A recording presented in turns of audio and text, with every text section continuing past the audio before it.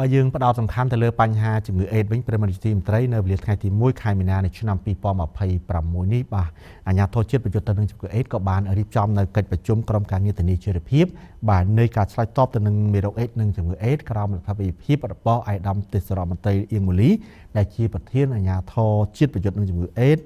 និងលោកស្រីប៉ាត្រីហ្សាអងពីនដែលជានាយិកាបាទនៃអង្គការ UNICEF ប្រចាំនៅក្នុងប្រជាជាតិកម្ពុជា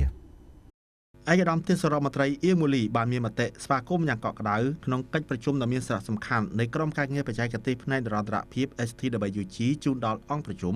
ព្រមទាំងមតិដឹកនាំមួយចំនួនដោយខាងក្រោម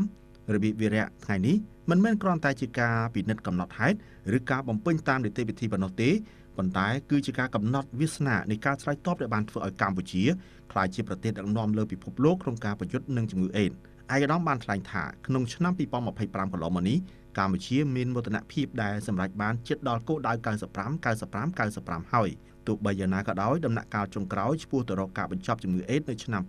2030គឺជាដំណាក់កាលដែលពិបាកបំផុតនិងត្រូវចំណាយខ្ពស់បំផុតទិន្នន័យបច្ចុប្បន្នបានបង្ហាញពីការពិតដែលយើងត្រូវយកចិត្តទុកដាក់ទោះបីជាយើងបានកាត់បន្ថយការឆ្លងថ្មីបានរហូតដល់ទៅ45%ក៏ដោយប៉ុន្តែការរីករាលដាលនៅតែមានកម្រិតខ្ពស់ក្នុងចំណោមយុវជននិងក្រុមប្រជាជនគន្លឹះជាចុងក្រោយឯកឧត្តមទេសរដ្ឋមន្ត្រីក៏បានបញ្ជាក់យ៉ាងច្បាស់ថាផ្លូវទៅមុខគឺច្បាស់លាស់ណាស់យើងមានទិន្នន័យយើងមានផែនទីបង្ហាញផ្លូវហើយឥឡូវនេះយើងមានអាណត្តិការងាររួចរាល់ហើយភាពជោគជ័យមិនត្រូវបានវាស់វែងដោយចំនួនទឹកប្រាក់ជំនួយដែលទទួលបាននោះទេប៉ុន្តែវាស់វែងដោយប្រសិទ្ធភាពនៃការបញ្ចូលសេវាសង្គ្រោះជីវិតទាំងនេះទៅក្នុងរចនាសម្ព័ន្ធជាតិនិងសូមឲ្យយុគសម័យនិរន្តរភាពនេះត្រូវបានកំណត់និយមន័យដោយភាពជាម្ចាស់របស់កម្ពុជានិងការបដិញ្ញាចិត្តមិនងាករេដើម្បីឆ្ពោះទៅរកការបង្កើតចំនួនដែលគ្មានជំងឺអេដส์